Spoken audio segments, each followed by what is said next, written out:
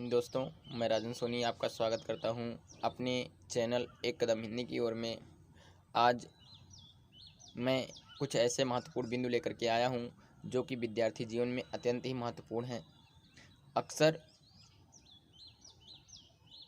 जब हम विद्या अध्ययन करते रहते हैं उस समय हमको बहुत ही कठिनाइयों का सामना करना पड़ता है, बहुत ही मुसीबतों का सामना करना पड़ता है। कुछ ऐसे विषय होते हैं जिनको याद करने में हमें कठिनाई महसूस होती है, लेकिन उनको भी हम आसानी से याद कर सकते हैं। तो आज उस पे हम बात करेंगे। देखिए, हमें कुछ ऐसे कहा गया है कि अगर इस दुनिया में समस्या है तो उस समस्या का समाधान भी कहीं ना कहीं हमारे आसपास ही मौजूद है, लेकिन हमको बस उस पर ध्यान देना है और कुछ बिंदुओं को अपना करके हम अपने उस ना याद होने वाले सिस्टम को सही कर सकते हैं और हमें हर एक चीज़ आसानी से याद होगी। तो मित्रों, सबसे पहले तो हमें हम लोग होते हैं जो कि पढ़ाई के दौरान ये सोचते हैं कि अभी नहीं पढ़ा जाएगा, धीरे धीरे समय को गंवा देते हैं, बिता देते हैं अन्य कार्यों में। लेकिन हमको ऐसा नहीं करना चाहिए। पहला बिंदु है, हमको ऐसा नहीं करना चाहिए। हमको क्या करना चाहिए कि जो भी हमारा विषय है उसको धीरे धीरे एक एक पाठ करके हमको पढ़ते रहना चाहिए। एक एक चैप्टर हमको पढ़ते रहना चाहिए ताकि वो एक बार हमको समझ में आए। जब आप किसी चीज़ को धीरे धीरे पढ़ेंगे, जो आपके कॉलेज में आपके क्लास में पढ़ाया गया उसको आकर के आप रिवीजन करेंगे, तो इससे आपको वो चीज़ें देखेंगे कि बहुत जल्दी याद हो जाएगी। कुछ ना कुछ दिनों के लिए, कुछ समय के लिए वो आपके दिमाग में रहेगी। दूसरा बिंदु ये है कि उसको आकर जब हम पढ़ें तो पढ़ने के साथ साथ उसको लिखना भी हम स्टार्ट करें, उसको लिखते रहें। जो चीज़ हम पढ़ के आए हैं उसको एक अपने नोटबुक में उसको हम नोट करते रहें, लिखते रहें। तो इससे हमारे अंदर और भी ज़्यादा याद करने की शक्ति बढ़ेगी। और पढ़ाई के समय हमेशा किसी बर्तन में आप पानी लेकर के बैठे और पानी पीने का सही तरीका आप जानिए। पानी पीने का सही तरीका क्या है? अक्सर हम लोग कहीं सफ़र में आते जाते हैं या घर में ही रहते हैं तो जिस बर्तन से पानी पीते हैं उस बर्तन को उठाए और डायरेक्ट ऊपर से पानी पीने लगे। इससे जो एटमॉस्फेयर में, वातावरण में मौजूद विभिन्न हानिकारक गैसें होती हैं वो जल के साथ अभिक्रिया करके हमारे शरीर के अंदर प्रवेश कर जाती है, जिससे हमको नुकसान होता है। और खड़े होकर के पानी कभी नहीं पीना चाहिए। खड़े होकर के पानी पीने में अक्सर लोगों को, आज देखा होगा आपने, गठिया रोग से बहुत ज़्यादा परेशान होते हैं। प्रत्येक घर में कोई ना कोई व्यक्ति गठिया रोग से ज़्यादा परेशान है। तो अगर आप खड़े होकर पानी पीते हैं तो आज से ही सावधान हो जाइए। खड़े होकर पानी पीना आपके लिए बहुत ही हानिकारक है, बहुत ही प्रभाव करने वाला ये तरीका आपका है। तो अगर आप खड़े होकर पानी पीते हैं तो सबसे पहले बैठ करके पानी पीजिए और एक सांस में पानी पीने के बजाय आप पानी को धीरे धीरे, जैसे आप चाय पीते हैं उस तरीके से आप पानी को धीरे धीरे पीजिए, कई घूंटों में। और पढ़ाई के दौरान आप हर एक 15 मिनट बाद, आधा घंटा बाद पानी ज़रूर पीजिए, क्योंकि पानी हमारे लिए बहुत ज़्यादा महत्वपूर्ण इसलिए है कि जो हमारे मस्तिष्क में सूचनाओं का भंडारण होता है, जो हम लोगों को याद रहता है, बहुत सारी सूचनाएं हम लोगों के दिमाग में भरी रहती हैं। जब आवश्यकता पड़ती है, समय पड़ता है, तो उसको हम लोग याद करके और उस चीज़ का उपयोग करते हैं अपने कार्यों में, उस सूचना का उपयोग अपने कार्यों में करते हैं। तो वो सूचनाएं कहीं ना कहीं रहती हैं। वो रहती कहाँ है? हमारे दिमाग में, हमारे मस्तिष्क में जो तरल पदार्थ रहता है, उस तरल पदार्थ में वो सूचनाएं नाव की तरह से तैरती रहती हैं। तो जैसे नदी में पानी रहता है और पानी में नाव तैरते रहता है, लेकिन अगर नदी में पानी ना हो, नदी में पानी सूख जाए, तो नाव कहाँ से तैरेगी? नाव तो एक जगह स्थिर हो जाएगी और वो तैरेगी नहीं, सूचना आ नहीं पाएंगे।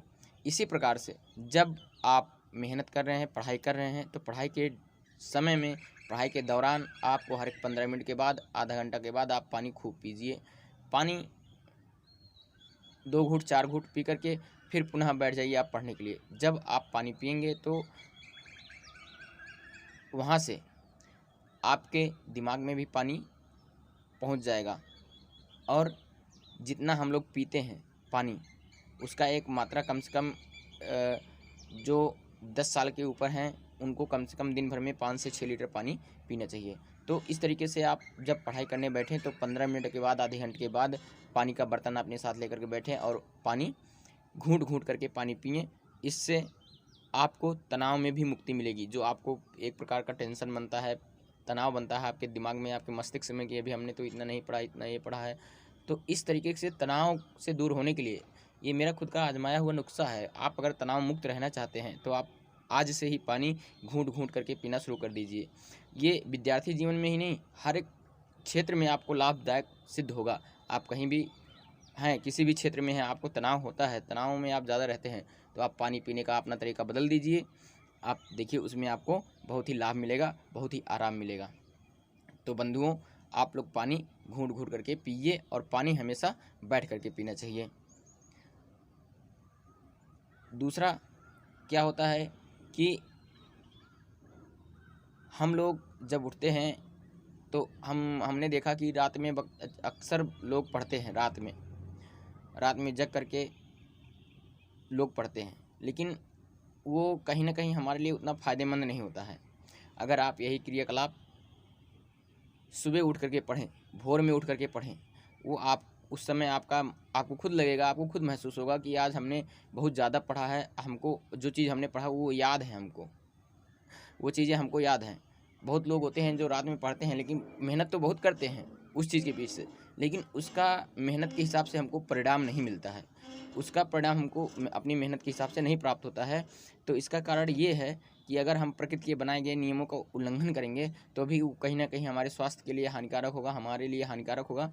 तो इसके लिए मित्रों, आप जितने भी लोग ये वीडियो देख रहे हैं, सबके लिए मेरा कहना है कि आप रात में सोने की आदत बनाइए और भोर में उठ करके जितनी जल्दी हो सके आप 3 बजे 2 बजे उठ करके आप पढ़ना प्रारंभ कीजिए, 4 बजे उठ करके पढ़ना प्रारंभ कीजिए। इससे आप देखेंगे कि आप जो पढ़ रहे हैं वो आपको अच्छे तरीके से बहुत ज़्यादा दिनों तक, बहुत ज़्यादा समय तक आपको याद रहेगा। और जहाँ तक कोशिश कीजिए पढ़ने के साथ साथ उसको आप प्रैक्टिकल रूप में लाइए, कि हमारे सामने उसको कल्पना कीजिए कि हाँ ये चीज़ें हो रही हैं हमारे सामने। तो इस प्रकार से मित्रों, आप लोग पढ़ाई के दौरान में की गई पढ़ाई को ज़्यादा दिनों तक याद रख सकते हैं, ज़्यादा दिनों तक उसको व्यवहारिक रूप में प्रयोग में आप ला सकते हैं। आपसे कहीं भी कोई पूछेगा आप उसको बता सकते हैं। और सबसे महत्वपूर्ण, सबसे इम्पोर्टेंट बात क्या है कि हमारे लिए हमारे माता पिता सबसे प्रथम गुरु हैं। जैसा कि हम लोग जानते हैं, संस्कृत भाषा हमारी मातृभाषा है, हिंदी भाषा भी हमारी मातृभाषा है, संस्कृत भाषा बहुत प्राचीनतम भाषा है जिसको देवताओं की वाणी कहा गया है, देवताओं की भाषा कहा गया है। तो संस्कृत भाषा से हमको हमारी संस्कृत बनी है।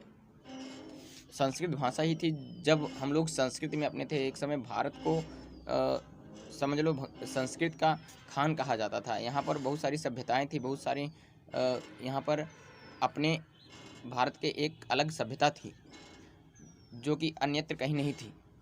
जब से लोगों ने संस्कृत पढ़ना छोड़ दिया, जब से लोगों ने संस्कृत से दूर हटे, तब से वो अपने संस्कृत से भी दूर हटते चले गए, अपनी सभ्यता से भी दूर हटते चले गए। और किसी भी देश का अपनी संस्कृत से दूर हटना, किसी भी देश में उसकी संस्कृत का हनन होना, अपमान होना, ये उस देश के लिए संकट का सूचक होता है। तो आज मित्रों देखिए, हम लोग बहुत ही चारों तरफ से बहुत ही परेशान हैं। अपने जीवन में कोई भी सुखी आज नहीं है और ना किसी के साथ प्रेम है, ना किसी के साथ भाव है, वो प्रेम सब कुछ ख़त्म हो गया। तो सबसे पहले हमें संस्कृत को अपनानी चाहिए, हमें अपनी मातृभाषा जरूर आनी चाहिए। और उसी संस्कृत में लिखा गया है कि अभिवादनशीलश्च नित्यं वृद्धोपसेविनः तस्य चत्वारि वर्धन्ति आयुर्विद्या यशो बलम। अर्थात जो अभिवादनशील होता है, अपने बड़े बुजुर्गों की सेवा करता है, वृद्धों की सेवा करता है, उसकी 4 चीज़ें बढ़ती हैं। उम्र बढ़ती है, विद्या बढ़ती है, ज्ञान बढ़ता है। देखिए, ये चीज़ें बहुत आसान है प्राप्त करना, लेकिन हम लोग गलती कर जाते हैं। जहाँ से हमको ये चीज़ें मिलने वाली होती हैं, हम लोग वहाँ ना जा कर के अपना बहुत ज़्यादा मेहनत करते हैं, बहुत ज़्यादा ताकत लगाते हैं, अपने तरफ से प्राप्त करना चाहते हैं, लेकिन उसका हमें परिणाम अच्छा प्राप्त नहीं होता है। तो ये चीज़ें कहाँ से मिलेंगी हमको? ये अभिवादनशील है। जो अभिवादनशील होता है अर्थात बड़ों के सम्मान करता है, छोटों को प्रेम देता है और अपने घर में बड़े बूढ़े बुजुर्गों की सेवा करता है, वहाँ से उसकी 4 चीज़ें बढ़ती हैं। आयु उम्र बढ़ती है, विद्या बढ़ती है और यश उसका कीर्ति होता है, चारों तरफ नाम होता है और उसके पास क्या आती है? शक्ति प्राप्त होती है। तो मित्रों, आपका वीडियो देखने के लिए बहुत बहुत धन्यवाद। और अगर आपको मेरा ये वीडियो अच्छा लगा हो तो आप इसे लाइक शेयर सब्सक्राइब ज़रूर कीजिएगा।